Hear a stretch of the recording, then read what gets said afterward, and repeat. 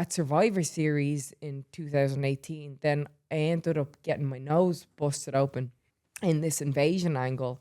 A girl called Nia Jax punched me in the face by accident, but it ended up to be one of the coolest things that ever happened because I was totally concussed out of my mind, like just out of it. But I had like blood dripping down my face. I was still carrying on.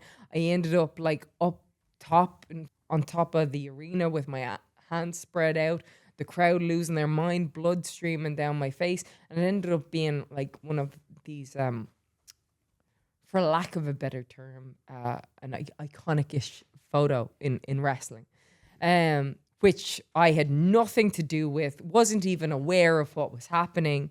And that kind of catapulted things towards going to the main event because I was on the run up to, it was supposed to be me and Ronda at Survivor Series.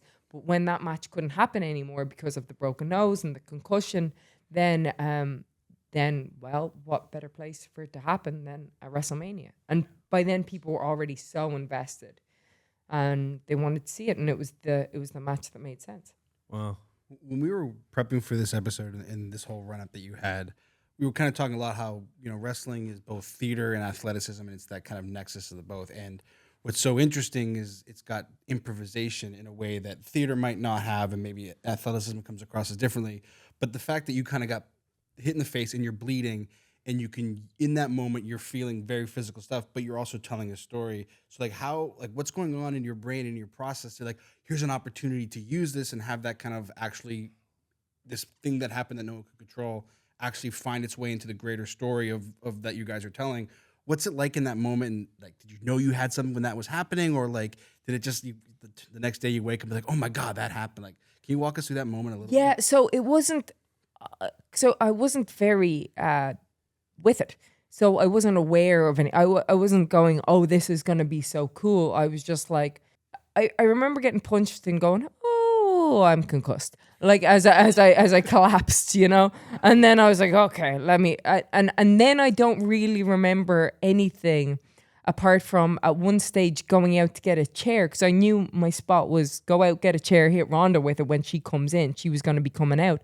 And so her music hit, so I bailed, got the chair, doctor threw a towel at me. I wiped my face, threw it back at him, grabbed the chair and went in. And then I just remember the crowd going, after I hit Ronda, going one more time.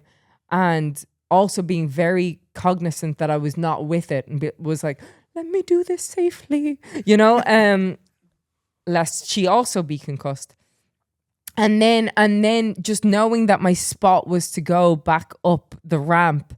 And so it was just kind of in it, but not really in it, not really with it. And then I came through the curtain after because I was waiting for the red light to go off on the camera. So I was aware that I had to wait for the camera light to go off.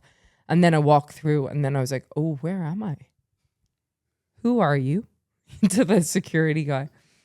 And then I was just completely out of it. And then I got text messages being like, "Oh my God, that was awesome!" And I was like, "Huh? Yeah? What was?" So the first what time happened? The first time you see that picture, are you like, "Oh shit"? Oh, I look so cool. Yes, yeah. That's such a badass pic. Yeah, I'm such a badass. Battle wound. But in real life, I was backstage going, "Oh, what happened? Did I break my neck?" Yeah. I also didn't sound like that either.